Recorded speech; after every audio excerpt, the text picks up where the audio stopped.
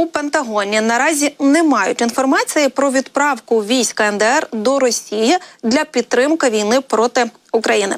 Про це заявила заступниця речника Міністерства оборони США Сабріна Сінг. Давайте послухаємо. У мене немає нічого з цього приводу. Ми, безумовно, знаємо, що Північна Корея підтримує зусилля Росії в Україні, надаючи їй різну військову підтримку. Але я не маю жодної інформації про конкретні війська, які зараз направляються в Росію. Отже, чому взагалі почали про це говорити? Південно-корейський телеканал, посилаючись на власні джерела, повідомив, що Північна Корея в межах угоди з Росією про автономну військову допомогу начебто має відправити свої інженерні війська на окуповані території Донецької області. Зазначається, що вони можуть прибути вже в липні. І за повідомленням, північно-корейські військові мають 10 інженерних бригад. Тож Північна Корея могла б отримувати до 115 мільйонів доларів у невизначеній іноземній валюті щороку від Росії, якщо надійшла таке 3-4 інженерні бригади на окуповану територію України. Трохи раніше згодом і Американський інститут вивчення війни також заявив, що поки не бачить повідомлень, які свідчили б про те, що північно-корейські військові таки мають намір брати участь у бойових діях в Україні. Проте є дані про намір КНДР надіслати саме інженерні сили на окуповану територію України. Як зауважили в Інституті вивчення війни, пряма інженерна підтримка Північної Кореї може вивільнити російську бойову силу для операцій уздовж лінії фронту, і допомогти Росії розширити військову інфраструктуру й оборонні укріплення на окупованій території України. Тим часом, на жаль, вчора, 1 липня, Росія таки розпочала головування в Радбезі ООН. За ініціативи Росії Радбез буде обговорювати конфлікт на Близькому Сході, тобто ситуацію в Палестині, Лівані, Сирії та Ємені. І постійний представник Росії при ООН Василь Небензя заявив, що питання України протягом цього місяця розглядати не планують, але кожен з учасників може ініціювати його розгляд. Щодо заяв екс-президента США Дональда Трампа про його наміри швидко закінчити війну, Небензя заявив, що це не може бути вирішено за один день.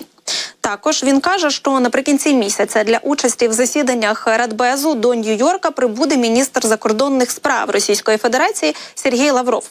Це якщо будуть належно вирішені візові питання.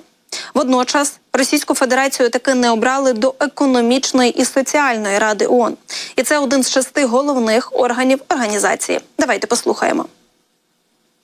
Це голосування ще раз демонструє, що Росія може вдарятися об стіну скільки завгодно разів, але результат залишиться незмінним. Міжнародні злочинці не бажані в міжнародних органах. Нагадаю, востаннє Росія головувала в Радбезі ООН у квітні 2023 року. Та головування в Радбезі щомісяця змінюється почергово між його 15 членами. І от тим, що країна-агресор, тобто Росія, таки заступила на місячне ротаційне головування в Раді безпеки ООН, занепокоєні не лише ми. Вірніше, нас, українців, я впевнена, це люто обурює, як і те, що цинічних російських вбивць та терористів досі слухають на міжнародних засіданнях. А у новому звіті Інституту вивчення війни йдеться про те, що Москва може скористатися ситуацією, аби бодай якось впливати на міжнародну систему. Американські аналітики вважають, що, ймовірно, ротаційне головування в Радбезі безпеки ООН Кремль може використовувати для проєктування сили в міжнародній системі, як це було історично. І пояснюють це тим, що така практика для російських загарбників не нова.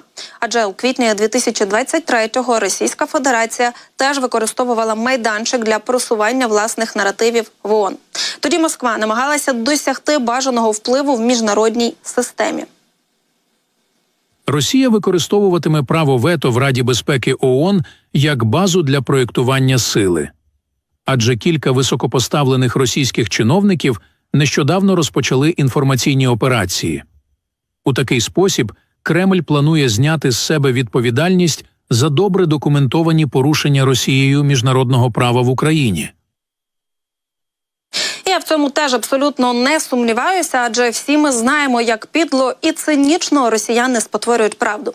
Чого варті лише заяви Небензі в ООН. Ось одна з останніх, де у своїй брехливій промові Небензя знову звинувачує Київ у війні. Давайте послухаємо. Киев расписывается в том, что он намеренно нападает на гражданские объекты, в том числе те, где находятся дети. Однако мы не услышали осуждения этого нападения со стороны ООН. Это далеко не первый случай, когда от западного оружия гибнут и страдают и украинские, и российские дети. Однако они, как и основная масса нарушений в отношении детей со стороны украинских вооруженных сил и формирований, не находят должного отражения в докладе генерального секретаря. В нем фактически игнорируется тот факт, что грубые и систематические нарушения международного гуманитарного права со стороны Украины, берущие начало еще в 2014 году, продолжаются. Ежедневные обстрелы мирных кварталов, объектов жизнеобеспечения, гражданской инфраструктуры – вот методы, которыми действует киевский режим. Та, власне, нічого нового, як бачите, хоча заява і свіжа. Та постійний представник Росії в ООН Небензя знову спрямовує всі свої зусилля на звинувачення саме України. Так Кремль прагне знизити рівень підтримки України у світі.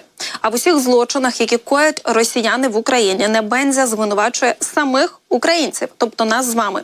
І для цього йому доводиться вигадувати більше виправдань і навіть альтернативних трактувань реальних злочинів Росії в Україні. Тож, єдине, чого дуже хочеться, так це того, щоб весь світ, який досі слухає цих брехунів та терористів, нарешті прозрів. А поки що не день, так маємо гучні заголовки у світових ЗМІ. Ось, наприклад, сьогодні The Hill пише, що Україна може стати оновленою Швецією замість членства в НАТО.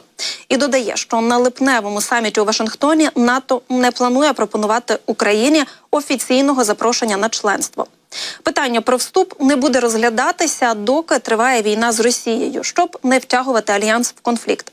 Видання зазначає, що навіть після завершення війни перспективи членства залишаються невизначеними.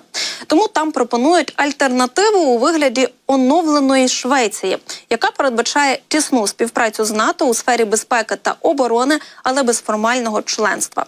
До речі, сумніви з приводу членства України не повинні дивувати. Брудний секрет НАТО полягає в тому, що з часів закінчення Холодної війни в організацію не приймали країни, які потрібно було б захищати від російської агресії. І про це також пише видання.